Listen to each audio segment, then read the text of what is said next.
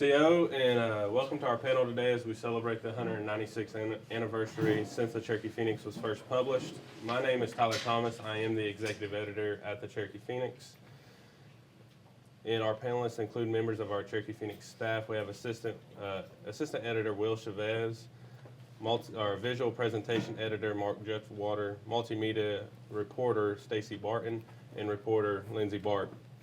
As you all know, the Cherokee Phoenix was the first Native American newspaper in United States history. It was a newspaper birthed out of necessity as the tribe was in a very turbulent political environment as the state of Georgia continued to encroach on Cherokee lands and federal officials were pushing the Indian removal policy. The paper was to be the voice of the people and an advocate on the tribe's behalf to non-natives and also educate them about the Cherokee people and ways of life.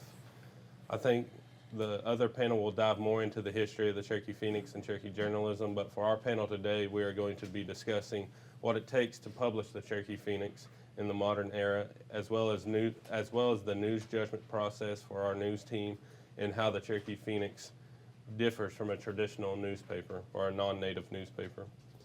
We are the newspaper of the largest tribe in the United States and boasts one of the largest circulations in the country for any newspaper. For every issue, we mail out about 137,000 newspapers to Cherokee households across the country and distribute another 6,000 plus to newspaper racks across the Cherokee Nation Reservation. The circulation tops USA Today, Los Angeles Times, New York Post, and more. Our job and responsibility to keep our citizens informed is not something our staff takes lightly, and I am so excited for our staff to share more about our process during this panel. Before we get into our discussion, though, I want to give our panelists an opportunity to introduce themselves and speak to what they do at the Cherokee Phoenix. And we'll start with Lindsay. Hi, I'm Lindsay Bark. I've worked at the Cherokee Phoenix for the last 8 years. I feel like the entire time I've been there, it's been a learning experience for me. Just always being educated on Cherokee people, Cherokee culture, and getting to share their stories. And that's what I enjoy most about working there. And I hope to continue just telling stories. Mark. Mark Jutwater, I'm visual presentation editor. I maintain our website, design our paper. I've been on staff since 2006, so I've been here quite a while. I've been involved with the design of the newspaper ever since, and then I expanded my skills since then to include photography, writing, video, and everything multimedia. All right, Stacy. Stacy Boston. I'm a multimedia reporter, and that means I do video, I write, and I do just different graphic design work. And I've been working at the Phoenix for approximately 9 years, give or take. And I just really enjoy telling people stories and highlighting our history and just our culture and different things that people might not be aware of, or it's not easy to access. So, yeah. And the OG, ᎠՀÉ υπάρχ. My name is ᎠՀÉ υπάρχ. I've been with the Cherokee Nation for 30 years this May.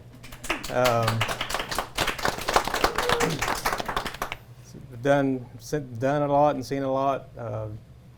Did a lot of PR work when I first started and the newspaper. Seen a lot of growth and change, and people come and go, but it's always an interesting job because I'm Cherokee. I want to know what Cherokee people are doing and what's going on in the Cherokee world, so I'm always looking for something like that to do, and I think we do a good job as far as getting the Cherokee news and features out about our people. About 15 years ago, we did a survey about what people really like to read in the paper, and it came back that they like to read about the culture and the history and the language more than anything else. So we try to find those kind of stories, but it's an enjoyable job. I've done pretty much everything the paper requires: photography, writing, editing. So it's been an interesting 30 years. All right. So getting into our discussion about the processes at Cherokee Phoenix, our first question, we'll give Will a chance to answer first, and then our other panelists can follow him up. But Will, can you speak to the news judgment process for the Cherokee Phoenix? How is information that the staff receives determined to be newsworthy or not, and what staff has a role in this process? Well, I think the first thing we look at is it Cherokee? Is it something that Cherokee people would be interested in reading? Basically, we have a Cherokee filter. You know, we everything runs through that. So, is it Cherokee? Would it be of interest to Cherokee people? So that's what we look at first, and then we look at how can we do it? Are these people way out in another state, or can we go visit them? Who's best suited to do that story? Because all of our staff have different skill sets and different ways of doing things. Lindsay, a lot of education things falls on Lindsay sometimes because she's good at putting those kind of stories together. So that's the first thing I think is just making sure it's something that our Cherokee readers would like to read about.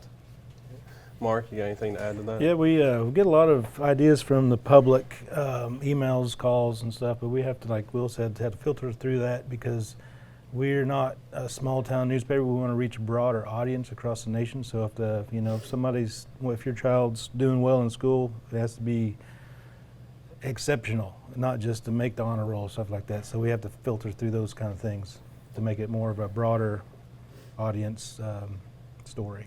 Yeah. Stacy and Lindsay, anything to add to your role in the news judgment process and how y'all filter through stories or push them along? Yeah, I think we just look at essentially what they were saying, just the significance of who's the story going to help or affect and things like that. Lindsay? The same thing. I mean, we always get stories from Will or you, Mm-hmm. and then if stories come to us, we use our own judgment or we go through you guys, and we still have to look at the whole topic and Yeah. how can that pertain to the reader. For the Cherokee Phoenix, what makes a good news story or feature, in your opinion, Will? I think it's if it's of interest to most of our readers. For example, we have a lot of cultural things that go in the paper. Like, for instance, we did a story a few years ago on a bow maker that was really popular. Just try to find things like that really, actually we never really know what's going to be popular. Sometimes there's something that we write about, it seems really mundane or simple, and all of a sudden it's got 30,000 likes on Facebook or something like that, you know. So you never know what people are going to gravitate toward, but if it's Cherokee related, if it's Cherokee history or culture or arts, I mean, that's a lot of times that's our most popular thing, but just trying to make sure, like we keep saying, that it's Cherokee related. It's something that our people would be interested in reading, and it also chronicles and preserves that culture and history, because we're talking to these people and they tell us things that no one else knows about, or something that not many people know about, how to make a bow. But there's so many intricate parts to making a bow and making the arrows and things, and we're helping preserve that kind of information too for future generations. Yeah. Stacy, in your experience now, what do you feel like has made for a good news story or feature that you've done in the past? What I've noticed is when I work on like how-tos, those are really, like if you just look at our YouTube, our 2 highest videos are how to make things. And some people just don't have the opportunity to grow up learning how to make these things, so now it's a way to either learn how to make fry bread or a basket. I think that's really important to really connect people to their culture in a way that they didn't have the opportunity growing up, or whatever it may be. I think even for people who had the opportunity to learn, like in my case, I relied on my mom and grandma to make fry bread, and then now that they're no longer with us, I had to go to the how-to video just to learn how to make it. Yeah, yeah, I use it all the time. So. Mark, how about you and your experience? Of course, we're going to go out and do reporting on what the council's doing, what the administration's doing, but it's the stories that we get from the public of, like I said earlier, is what are they doing, if it's going to reach a broader audience, or if it's exceptional as far as a national award or making an all-state basketball team or whatnot. We'll definitely go do that. So because it's of interest to not only the people involved, but the readers as well, because you want to know other Cherokees that are excelling at a certain event or certain subject they are studying or whatnot. How about you, Lindsay? In my experience, I've covered a lot of education, language, arts, culture type things, and I've seen a lot of people gravitate towards those things. And in the process, like, I learn about it, I share what I've learned, and I just really like hearing what people have to say and things that only they know in their family or in their community that can be shared with other communities. Yeah. And I guess the best way to share that is through the newspaper. And so I feel like those three are kind of the top for me that I like sharing. Yeah, when the paper was founded, it was sorely needed, but even then it wasn't an independent press. There was political control, as we saw with the removal of Boudinot whenever he was the editor and he got replaced by Hicks. The newspaper didn't become independent until the beginning of this millennium. Why? And I'll start with Will on this one because he was here during that transition. But why is it important for the Cherokee Phoenix to be an independent newspaper? Well, that's the thing about Indian country. There's not many. There's only a handful of free press independent newspapers, or 5, I think, at this point, including the Creek Nation and the Osage Nation. They have a free press. And we helped those 2 tribes gain their free press. They used our legislation to write their legislation for their free press. So I was part of the transition, or I saw the transition from when I started here in 1994. The newspaper was actually done in the PR department, which coming out of college, I just thought that was so odd to have PR people doing the newspaper. But the newspaper was only, the lack of a better word, I guess, fluff pieces, where everything was positive, everything was good in the paper, nothing negative ever went in, any kind of controversial things. And then 1999, 1998, all of they call it the constitutional crisis occurred, and I wrote some things that didn't go over well with the administration at the time, and we were threatened with layoffs and all of that. And then that just put a microscope on our paper and the fact that we weren't free to write about what was going on in our tribe. And so when the administration changed in 1999, that was one of the first things that was done, was to write legislation to have a free press in 2000. And the council approved it, the chief's office approved it, and we've been a free press ever since. And it's important because we don't have to stop in what we're doing and go ask somebody in the chief's office or anywhere else can we do this? And it also protects us from their influence. Before, the chief could come in and say, I don't want that story in the paper, or you need to take that off the front page, or something like that. So now we're free to do our newspaper the way we need to and to get it out in a timely manner, whereas before we probably had to wait sometimes for approval for certain stories. Now it's more streamlined, and we can do cover the news the way it needs to be covered. Any of y'all have anything to add to the importance of a free press? And it gives us the opportunity to report on the truth or get both sides of the stories. That's what journalism is founded on, is free press to be able to tell a story that needs to be told. Mark, we'll start with you on this one. Kind of getting to our processes and our day-to-day operations. Can you speak to the process of how we design our layout, our paper, and maybe how that has changed over the years? Like I said, I started on staff in 2006, and I started out as a graphic artist to lay out the paper. And since then, it's really not changed much other than technology. Like when something's not broke, you don't need to fix it. But the basic process, the writers write continually throughout the month or throughout every 2 weeks, because we publish our design process starts every 2 weeks. So I'll get those stories. Me and Tyler and another on staff, Chad Hunter, will meet on the day of production, and we'll go over the story list of what's important to put in the paper, because not everything that the writers write or we gather can go in the paper. So we want the most important and most timely, most audience broadening stories in the paper. So we go over those lists. We get a story order. We have different sections in the newspaper: news, education, sports, and entertainment, services, culture, people, and money. So we want to have those pages filled. So we go over those stories. I get them. I'll compile them on the list, and then I also give Chad opportunity to design as well, because doing it yourself is pretty daunting every time, especially when we have a short turnaround time. And so I'll get those lists. I will most important stories will get the biggest headline for sure, but not all the time, because it depends on how that story fits in the paper. Because you may have a 1,000-word story or 700-word story, and you need to put 4 on a page. You may not be able to get all those on the page, so you have to think about that. And you also have to think about how the reader's going to be able to receive the information. So you think about the reader first, because without them, there's no reason to have a paper. So you have to think about how they're going to process the information. Photos are important.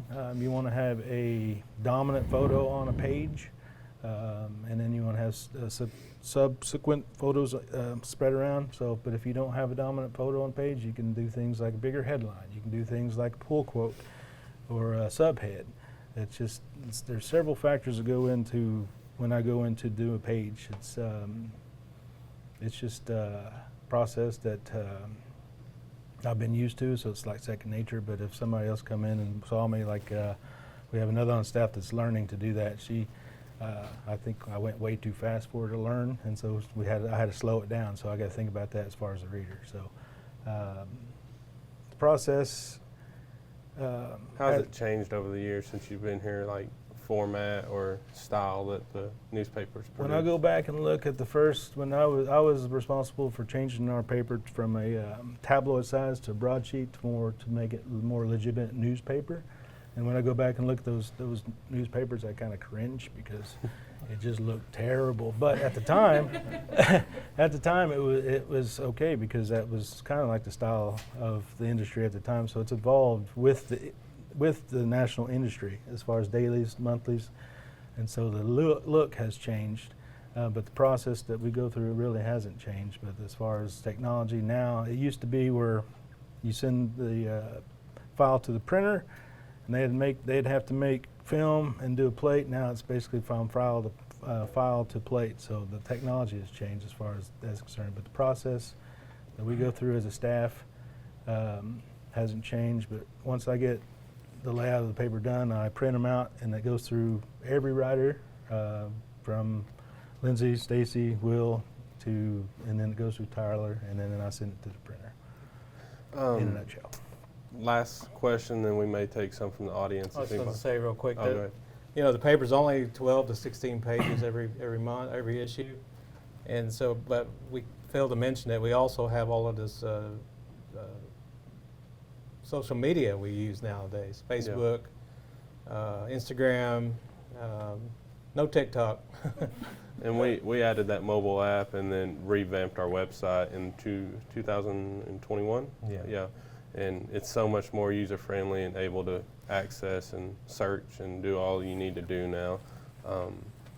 All that initiative was due in part to us trying to make it more accessible to our readers, because like Will said, not everything does make the paper. So we want everything to look good and be published, and even if it is only digitally, that way everybody has their story told and it's chronicled and up there for eternity now with how the internet works. I'll add to that, the chronicle that goes back, the first issue of a broadsheet from 2007 till now is on our website on the e-edition link. So if you want to go back and look and compare the look of the paper from then till now, you can do that. One of our final questions, and if we have time, we may take some from the audience, but and we'll start with Lindsay on this one and work our way down. But how do you think the operations of the Cherokee Phoenix and our newsroom differ from maybe a non-native newspaper, whether it be a local town newspaper, a regional newspaper, or even a state newspaper? Well, I've only ever worked for native newspapers, so I can't really say what it's like at a non-native paper, but I think maybe one of the big differences is size. I mean, I feel like we may be on the smaller side, Yeah. but I feel like we do what we do effectively with what we have, and who our audience is. So that's the only thing I can really think of at the moment, because I've never worked for a Yeah. non-native paper. What about you, Mark? Big difference is we can filter what we publish as far as, because we're twice monthly, so the daily would basically, they have to fill pages. So if they get a story about a child that's made on, well, you can see a lot of sections have Dean's Honor Roll list from certain schools, especially around Tahlequah. You have several outlying schools. You have those to fill the pages, but we have the luxury of picking what we want to put in the paper. So that's a big difference for me. And also our deadlines aren't as quick as a turnaround as far as a daily or even weekly paper. Stacy, you got anything? I think honestly we could kind of put like a Cherokee perspective as being Cherokee and writing about Cherokees. We have more awareness of kind of things that I just see, like little things like in dailies or maybe non-native papers that I'm just like, we wouldn't do that. We would kind of write it more for our people in a certain way. So it's just like little things like that. To Stacy's point, Will, how we are a paper that gets to tell it through a Cherokee lens. How is that different from what you have experienced from non-native newspapers in the past? I think the mainstream or non-native papers have to, like Mark said, have to go all over the place and gather information and fill pages, because they're open. It's open. They try to fill those pages, and they have a certain number of pages to fill every day or every week. Whereas we live in the Cherokee world. We stay in the Cherokee world, and we try to write about our people and write about our issues, and it's, I won't say it's easier, but it's sure it helps you stay focused on what we need to be talking about and telling about. Of course, we also have our advertising people that are back here that contribute to the newspaper a lot, and they're a big important component to our paper also. But just to say again, I enjoy that, staying in that Cherokee world and writing about people like Roy, or I even wrote about some of these people. I've seen people in here I've written about. So all Cherokees, so it's neat to be able to do that. I'm a veteran, so I like writing stories about veterans and telling their stories. Some of them, when I've interviewed them before, they've never told their story. Some of them were World War II vets. Yeah. Their families will tell me afterwards, he's never talked about this. He talked to you, though. And that story is now chronicled for Yeah, everybody yeah. now, their family and Yeah. and all Cherokee Nation. Yeah, he's gone now. His grandson called me one day and said, thank you for doing that, because that's all we have of his story. Mhm. Yeah. Well, that's going to do it for our panel. We want to thank Cherokee Nation Cultural Tourism for giving us this opportunity to not only discuss our paper, but our operations and hosting this celebration of Cherokee journalism. Thank you to the Supreme Court Museum and Cherokee Arts Center here for hosting all this. And we're excited as we get closer to that bicentennial in 2028. But thank you all for joining us, and what up.